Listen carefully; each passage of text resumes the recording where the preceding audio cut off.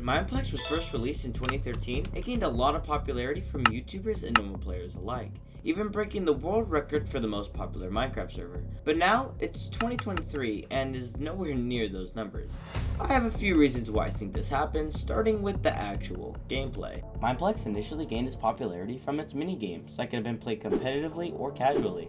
But this was just the beginning, because on November 23rd, 2013, Mineplex released its version of survival games. This was the build-up to finally breaking the world record on January 28th, 2015, only 2 years after its release.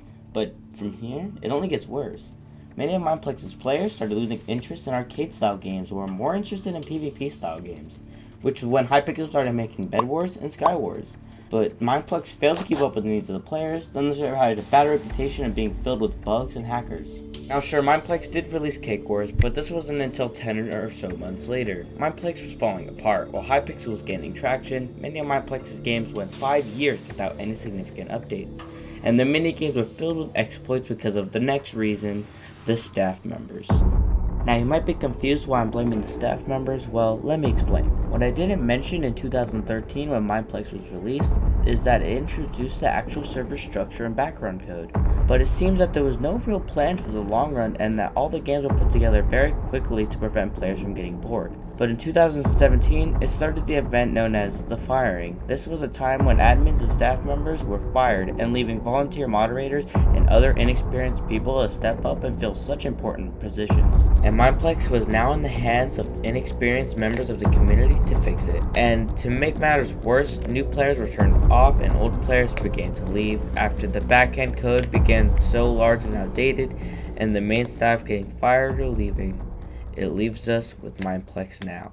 But even after all this, there still might be a glimmer of hope. Not too long ago, Mineplex announced that there will be a massive back-end recode. Not only will this fix the lag, but also previous bugs should be able to be fixed with better efficiency. Now I'm skipping the fact that in 2014 they lost 80% of their original profits, and now Struck20 and Apogee would try to fix Mineplex because it doesn't really matter anymore. But what does matter is what's going on in Minecraft Bedrock Edition. Because sure, it was doing well for the first few years, you can see a clear downward trend in the player base, and the rest is almost an exact copy of what happened in Java. And the fact that there was little to no updates in over a year, and Bedrock is at least hitting player counts in the thousands when Java can barely get over 400. So after all this, is there still hope for Mineplex? Well, not exactly. I don't think it's possible for Mineplex to return to its former glory, but I do think it could attract new players to try out the server and just have some fun. And speaking of having fun, you should totally hit that subscribe button. Sorry, that was just terrible. Although Mineplex is dead, I think we can all agree that Mineplex is and will forever be the retired king.